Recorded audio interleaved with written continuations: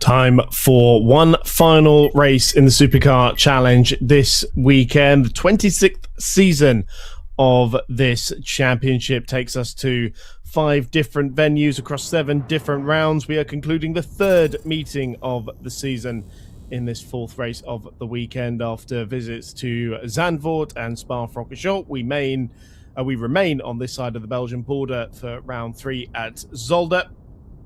4-kilometre circuit, 2.5 miles, 16 turns for the drivers to navigate. It has been hot and sweaty action out there. We're just outside the city of Hasselt in the Limburg region of Belgium, the Flemish region. 30 minutes of racing to come in the 4th and final race of the weekend. Certainly more racing than we were anticipating, but the adjustments to the schedule owing to the severe heat. Vanuit de pitstraat van het circuit in Zolder voor de laatste keer dit weekend in het kader van de Supercar Challenge powered by Hankook tijdens dit VMAX Racing Weekend, de Zolder Super Prix powered by Supercar Madness. Volop actie hebben we al gezien, volop actie gaan we zien in de 4e en afsluitende race van de Supercar Challenge van dit weekend. Volop spektakel, we doen het zoals bij de afgelopen voorgaande races dit weekend. Geen grote uitgebreide startprocedure, want de temperaturen nog steeds zomers warm hier. Maar we zien wel de nodige donkere wolken boven het circuit samentrekken. Dus het weer zou best wel eens een rol kunnen gaan spelen. Dat betekent het veld dat nu wegrijdt vanuit de pitstraat achter de leading car voor de formatieronde. Dan komt de leading car binnen en dan gaan we van start met een rollende start voor 30 minuten raceactie. Hier op het 4,000 kilometer lange circuit Zolder in de Supercar Challenge powered by Hankook.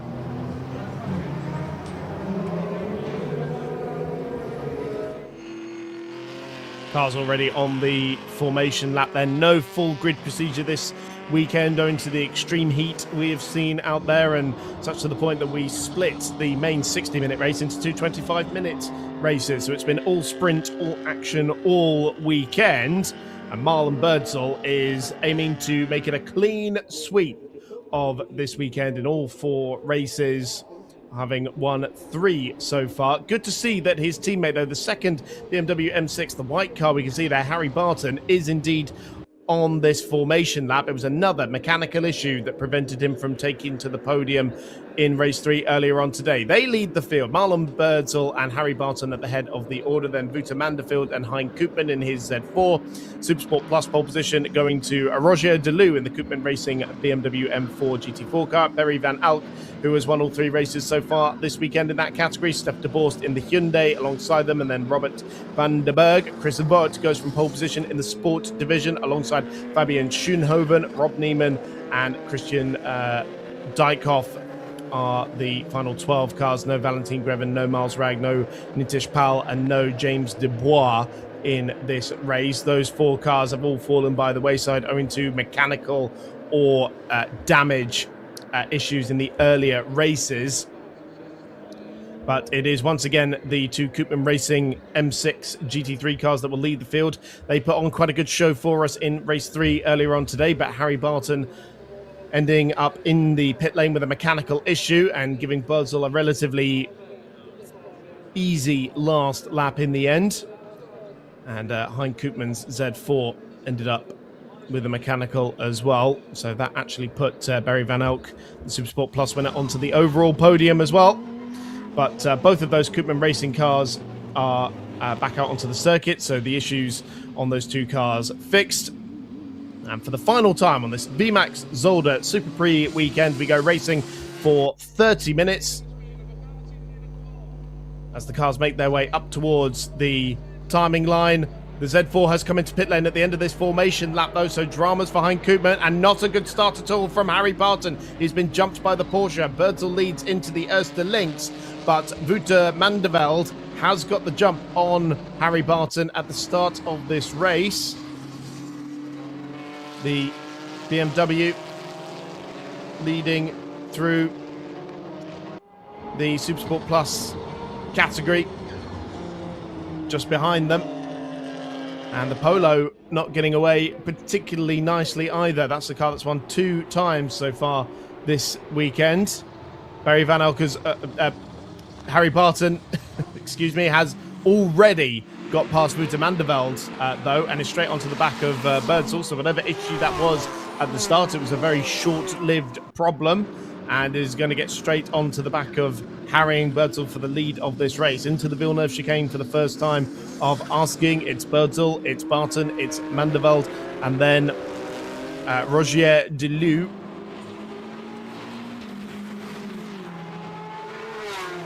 In the 235 car from Koopman Racing. Barton putting the pressure on Birdsall going into the Boulderberg hairpin. Now, he was able to do that a few times in both races 2 and 3, where we've seen these two duke it out. Again, Birdsall having to defend. Birdsall at this point surely knows exactly how to defend all of these maneuvers from Harry Barton. We saw Birdsall rise up through the order in race 1 from the very back of the grid after a gearbox issue prevented him from taking part in qualifying. He rose up to second position overall. Harry Barton was leading the way, but then a diff issue caused him to retire from the race, gifting Birdsall the win. And then both of these cars having to come up the order in race 2 because the diff issue meant that Barton was late getting onto the grid. So both these cars coming from the back of the grid, Birdsall coming off the better of the two. And then race 3 earlier on today was pretty much exactly what we saw now. The two leading the way from the front of the grid. Again, Barton to the outside, this time to the Kleiner chicane. Draws a significant overlap, but can't go around the outside there. Does he have a run up the hill, over the crest, and back down the hill again towards the Villeneuve chicane, where again, Birdsall will cover the inside line. Barton good on the brakes, that cleaner line where all the grip is. He's able to draw alongside, but isn't able to attack. And so the pair continue to run line astern as they make their way out of the Talaman box and then towards the Boulderberg hairpin. Once again, not dropping Mandeveld too terribly quickly. You can see the GT4 leader as well. We've got Stef de Borst in second position in that car, in the bright yellow Hyundai TCR car as well. So he's gotten around Barry Van Elk at the start of this race as well. Listen to the turbo whistle, the twin turbo inline 6-cylinder engine in these two cars. Similar to the M4 that powers the contemporary GT3 car from BMW. But this was the big brute car, the one that was memed an awful lot, particularly the GCE version for being bigger than anything else out there on the racetrack. Fastest lap of the race done by Marlon Birdsall. 0.3 of a second quicker than Harry Barton last time around. The gap just over half a second as they went over the timing line, just under 2 seconds back to Wouter Mandeveld as well. And then your Supersport Plus leader side by side for second position in that category, though, with Barry Van Elk trying to come around the outside. It's front wheel drive in the Hyundai versus rear wheel drive in the BMW, and it's front wheel drive, the 2-litre turbocharged 4-cylinder engine that just keeps the BMW at bay. A couple of extra cylinders and turbo power in the BMW as well, but has to settle in behind it.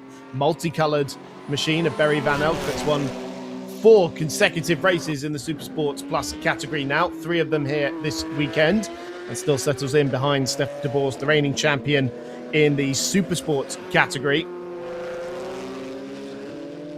alongside his father Dennis, who took that car to a podium finish earlier on today. Ferry Monster Autosport supported entry. Now that was Harry Barton going slowly, because that was Rogier Deleu going past Harry Barton. So it was not intermittent issues on that white Koopman Racing BMW, because once again that car is moving very slowly and seems to be crawling back to the pits for a third time this weekend. Mechanical issues getting in the way of Harry Barton's performance. So Barton into the pit lane. That means that Mandeveld goes through into second place, and the battle for Supersport Plus honours is now a battle for the overall podium, because we saw that Hein Koopman also brought his Z4 into pit lane as well, dropping like flies out there with this intense heat. So Barton into pit lane. What a miserable weekend of what ifs for the young Brit, but that doesn't mean that only a massive error on the part of Marlon Birdsall or a mechanical stands between the half Chinese half Swiss Dutch English driver, and a clean sweep of this weekend, as through into second place in the Supersport Plus division goes Barry Van Elk past the Hyundai. Steph de Boers tries to fight that back on the exit of the corner, but it's BMW power that just keeps Barry Van Elk ahead going into the Villeneuve chicane.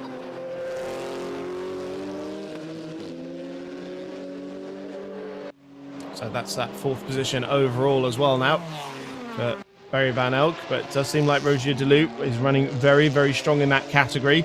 Could be on course for a first victory of the weekend, and indeed of the season for the 235 car.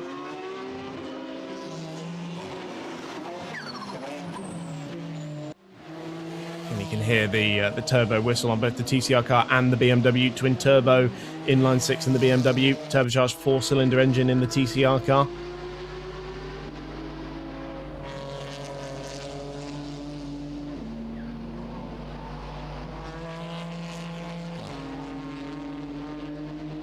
Well, the good news is that Hankook, despite coming into the pits at the end of the formation lap, is actually on the racetrack.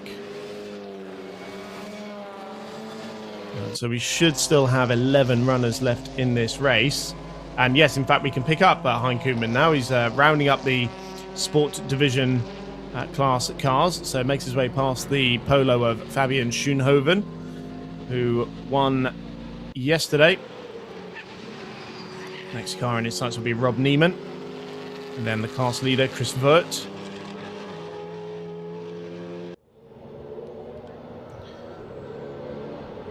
Simple move there into the Canal box, and then Lucien Bianchi box for Hankook, the man behind Koopman Racing, and now passes the class leader into the Kleine chicane. The car on the recovery after coming into the pit lane at the end of the formation lap. We saw that car retire from race 3 earlier on.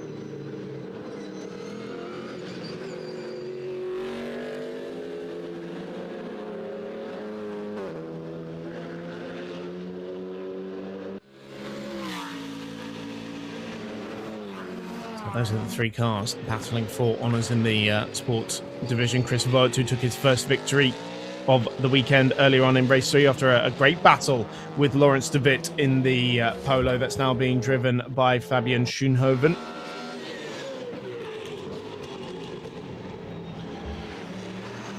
Vert taking his fourth victory of the season earlier on today. 3 in a row he was on going into this weekend after double-heading the Spa weekend and winning the final race of the weekend in Zandvoort as well.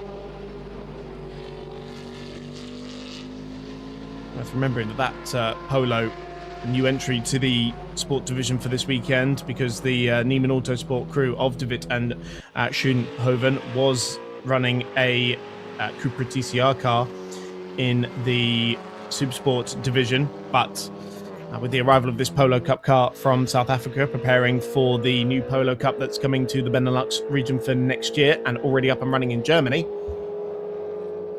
They are now running that car in the sport division. Has the same engine as the TCR car, but a little bit heavier. The class is divided by power to weight ratios. So the GT division at the head of the field, those are the cars with number 1 at the beginning of it. 320 brake horsepower per ton, that's where you find your GT3 cars and whatnot. The Supersport Plus category, home to GT4 and TCR machinery at 280 brake horsepower per ton. Those are the cars with number 2 at the beginning of the car number. It's a bit like a sort of Nürburgring competition where the car number gives you an indication as to what class it's in. Supersport, number 3 at the beginning of those are 250 brake horsepower per ton, so similar machinery in terms of GT4, your TCRs, but also much more modified machinery. And then the sports division at 200 brake horsepower per ton with your Clios and your Alpines. And we did have an M2 in that category for this weekend, but that car has since withdrawn. Was contact with the Vandenberg BMW in race 2 yesterday that saw that car retire. That's similarly for the Valentin Greven BMW and the Nitesh Pal Pratasav TCR car. Those two made contact going into the Villeneuve chicane yesterday. It cost Valentin Greven the victory. And similarly, Miles Ragg and Mitchell van Dijk in their radical mechanical issues for them throughout the course of the weekend. It didn't finish race 1, and then in race 2 blew up again, and Miles Ragg was fairly certain that that was their weekend done. Indeed, that has turned out to be the case.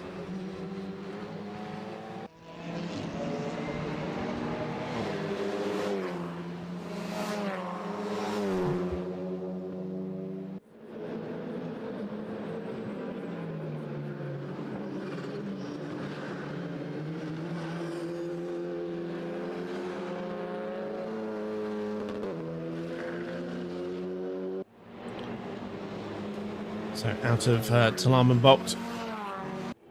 Still it is Fabian Schoenhoven, 2024 Supersport champion alongside Laurens de Wit, chasing the very bright Clio in front of him. Rob Neiman, himself a two-time class champion in the sports division, most recently in 2024. His first title coming in 2019.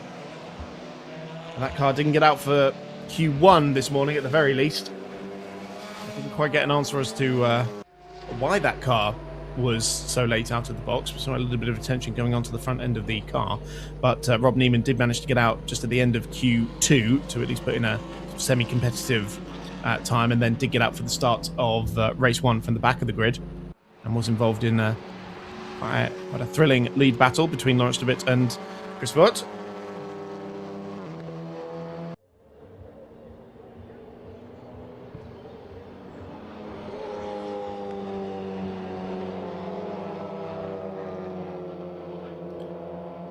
So 15 minutes to go in this final race of the weekend for the Supercar Challenge. Half race distance. And in the sport category, Chris Vogt going for back-to-back victories after winning this morning. The victories shared between himself and Fabian Schoenhoven and Laurens de Wit so far this weekend. In the Supersport Plus category, it's all been about Barry Van Alk so far this weekend.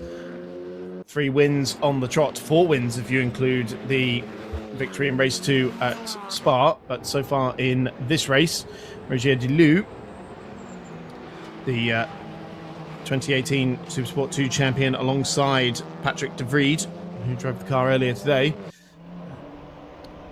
is leading that one by 4.1 seconds to the man who's dominated proceedings so far this weekend.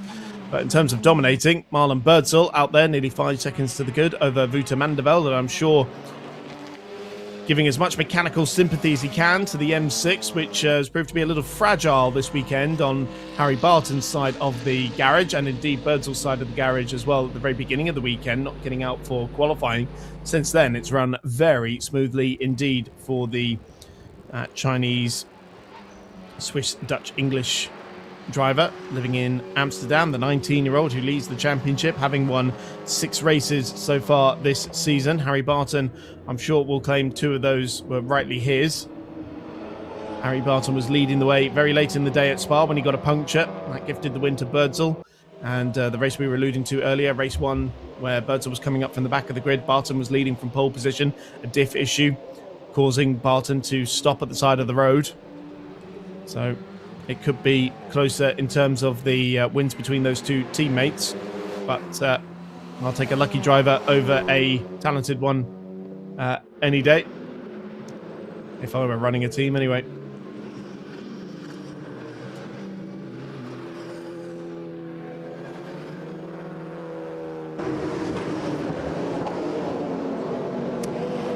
Barton, we were looking forward to another great battle between yourself and Marlon Birdsall for the lead in the race and maybe eventually the win, but it wasn't to be. Tell us about it, please. Yeah, I was looking forward to it more than you, I think. Sadly, it's just not my weekend this weekend. I think the heat and also the nature of Zolder is it's a little bit too hard on the car, especially as I'm chasing for the lead rather than leading from the front. If you're leading from the front, you can kind of command the position that you take, and when I was behind Marlon, I was trying to find every single angle I could to try and get down the inside of him, and that just kind of compromised my line, get me onto places where maybe the car shouldn't be, and yeah, it's just a little bit tricky, but there's not much else you can do. Either you fight for the win or you're not driving, so I tried my hardest, but yeah, eventually the rear right wishbone broke. Too bad, but another chance in Assen in a couple of weeks' time? Yes, exactly. I'm going to try and capitalise as much as I can over there, but let's see how it goes. Okay, thank you very much. Disappointing, but anyway, still a good weekend and good to have you here. Thank you very much, Harry Barton. Yeah, Harry Barton, you can't deny the effort that he's been putting in, the speed he's been showing. It's been very closely matched by Marlon Birdsall throughout this entire weekend. But a weekend full of what-ifs for the former historic racer.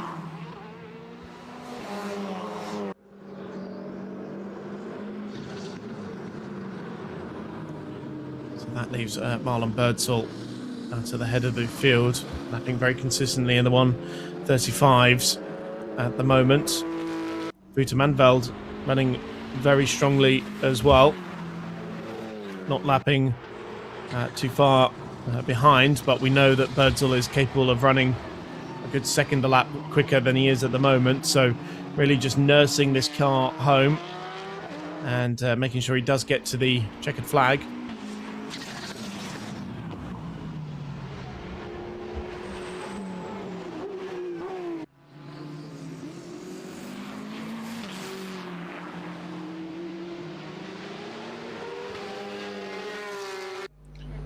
To Mandeveld. Oh, no, that was a car stopped at the side of the road, wasn't it?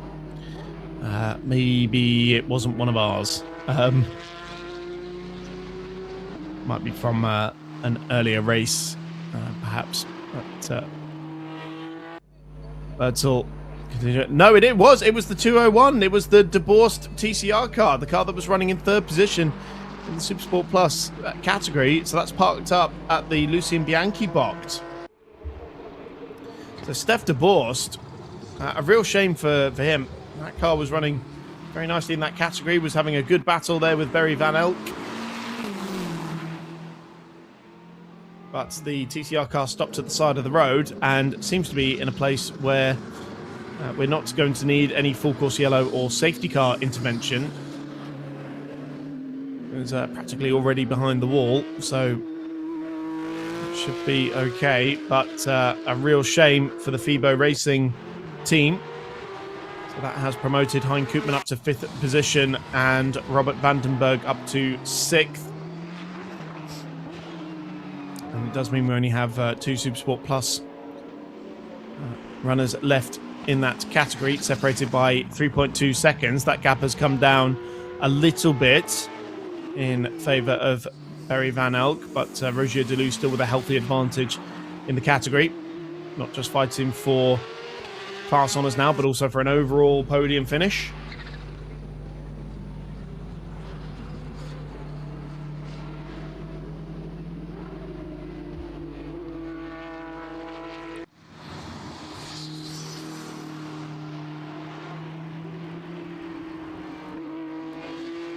To Vanderveld on course here for a 3rd podium of the weekend.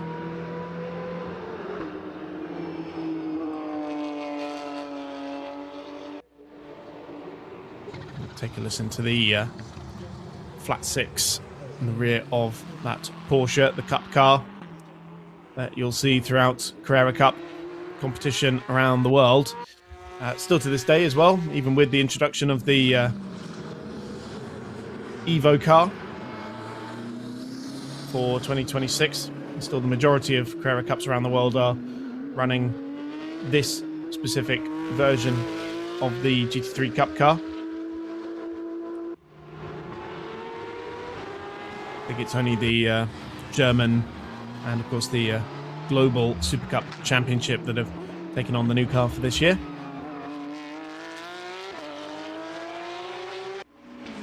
But one thing's for sure, 911 in whatever category it's racing in makes an almighty noise.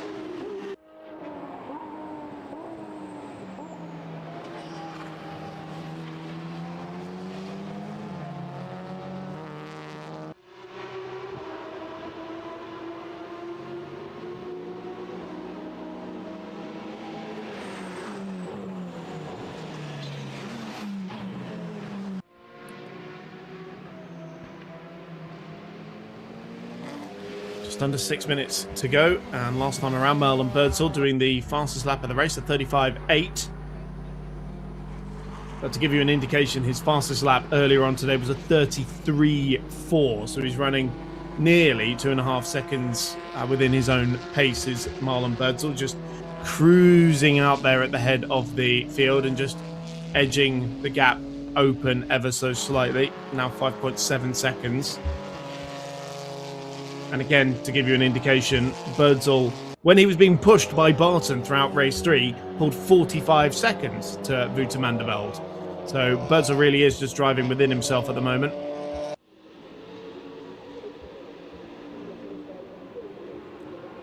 So the GT4 cars come through to lap the Sport Division machinery. Actually class leader in the Supersport Plus division. The 235 car from Koopman Racing on course for its first victory of the season. Now, that car, technically with Roger Deleu at the wheel, was the first car over the line in that category in race 1, but picked up a 5-second time penalty for track limits violation. So that gifted the win to Barry Van Elk. But so long as we don't see any penalties for that car,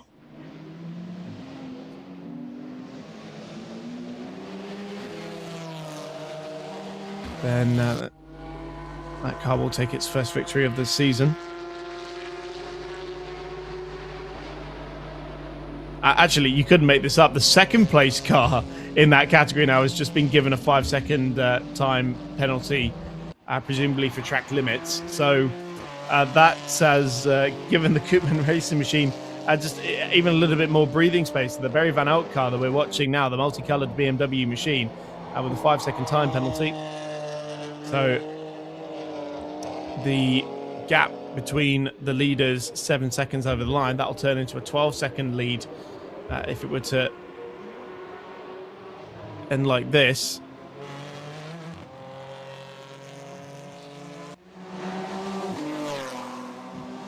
Not sure about the timing on that one, in fact, because that is significantly less than 7 seconds between those two cars, isn't it?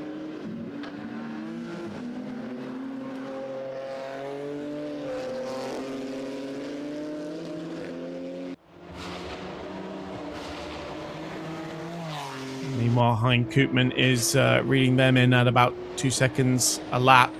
That is 22 seconds behind, and only 2.5 minutes left on the clock here. So not going to be enough time for Koopman to round these guys up. So one of them will finish on the overall podium, as it was in race 3.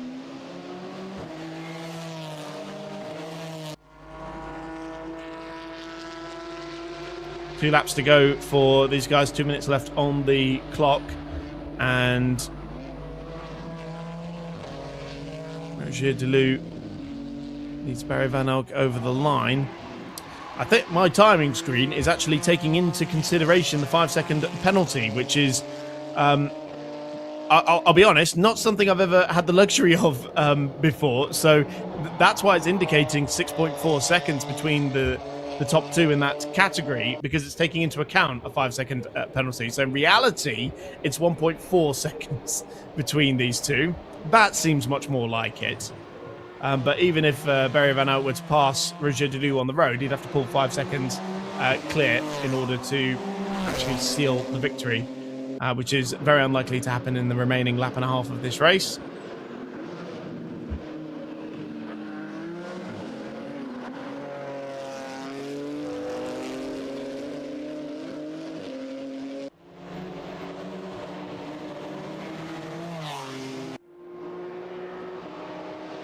Out of the Talaman box and back into the Boulderberg hairpin for the Supersport Plus division leaders to GT4 M4 machines, but from different teams. The Koopman Racing machine leading the Blueberry Racing squad.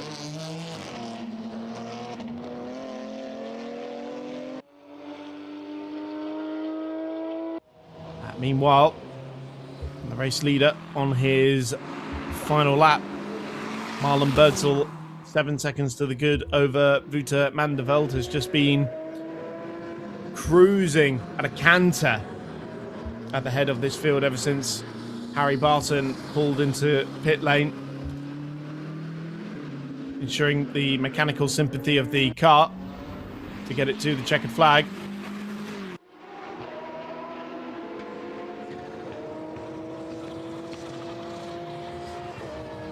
The timer has hit 0. Will be the checkered flag this time around. And Marlon Birdsell is going to make it 4 consecutive victories in the Supercar Challenge. An absolutely almighty feat.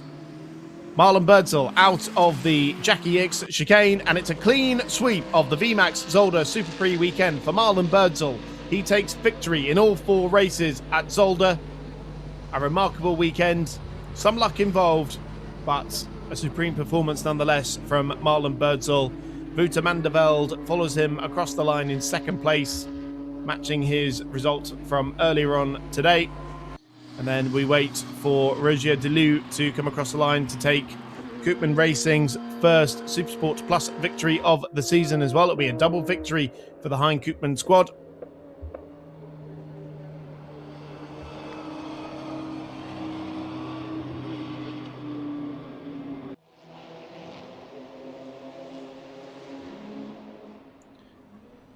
And indeed, over the line, Delou did come.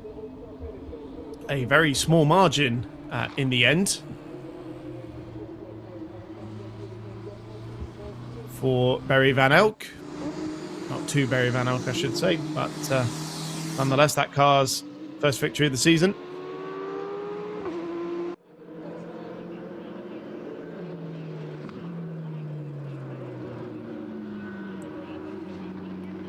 And Chris worked over the line for back-to-back division victories as well, but a strong result for Marlon Birdsell once again extends his championship lead even further.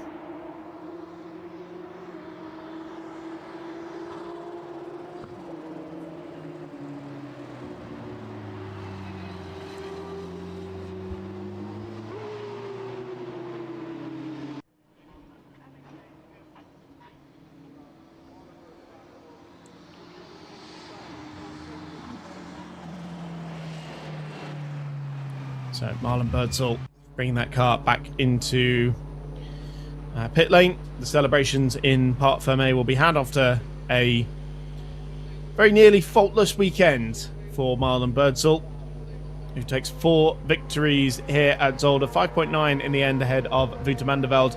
And Roger Delou takes Koopman Racing's first Supersport Plus division victory of the season. It's double victory for Koopman Racing. Barry Van Elk settling for 2nd in the end ahead of Hein Koopman and Robert Vandenberg. And Chris Vogt makes it back-to-back victories in the Trax Racing Team Alpine and Sport Plus division ahead of Rob Neiman, matching his best result of the season in the Spirit Racing Team Clio. Fabian Schoenhoven 3rd in the Clio and Christian Dijkhoff in the 2nd Clio. We lost Steph de Borst and Harry Barton in that race. And that rounds out the racing action here at Zolder for the Supercar Challenge.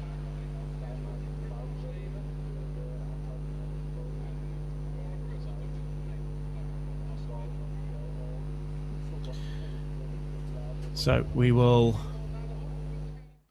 see the highlights now.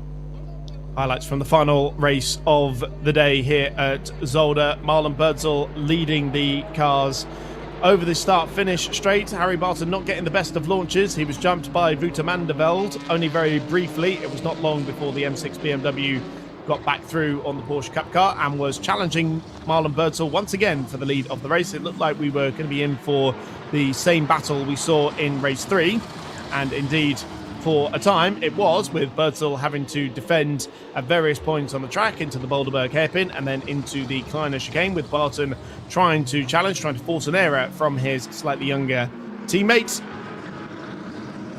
Again into the Villeneuve chicane, Birdsall knowing exactly where to put his car to keep Barton at bay and not compromise his exits too much. Battle for the podium places in the Supersport Plus division, with the Hyundai of Stef de Boers battling with Barry Van Elk. Hankook, after bringing his car into pit lane at the end of the formation lap, having to rise up the order from the rear of the field. This was him rounding up the Sport Division cars on his way to a 5th place finish in the end. But in the end, mechanical woes for Harry Barton meant that he had to bring his car into pit lane. Wishbone issue for Barton after a weekend of what-ifs, and so that left Birdsall out at the head of the field to just canter away at the head, pulling away from Wouter van der Velde's Porsche Cup car, and a clean sweep of the VMAX Zolder Super Prix weekend for Marlon Birdsall.